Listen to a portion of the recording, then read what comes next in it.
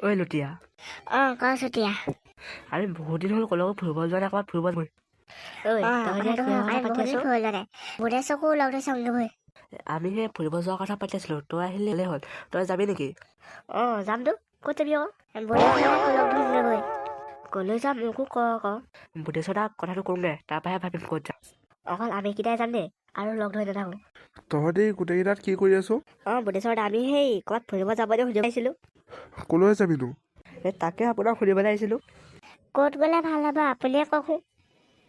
ব'ল নহ'লে আমাৰ গৰুকেইটাকে বিচাৰি আনোগৈ।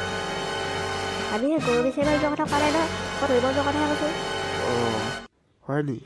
তহঁতি কেইটা কওঁ ক'ত যাবি? বৰফৰ জেগাত ফুৰিব যাওঁ বৈ। তই পগলা হৈছ নি বা? সেইটো জেগা ভাল হ'ব, তালৈকে যাওঁ। তহঁতি ওলাই মেলি আহ, মই ট্ৰেইনৰ টিকেট কাটোঁগৈ। হ'ব মই যাম দে। তহঁতি আৰু এঘণ্টামানৰ পাছত ষ্টেচন যাবি, মই টিকেটকেইটা কাটি থ'ম। তই নকলেও যাম। আমি বৰফৰ জেগা পালোহি ল'ৰাহঁত। পালোহি বা। অকণমান এফালে যাওঁ বৈ। বৈ সেই পাহাৰখন চাই ইমান মজা লাগিছে।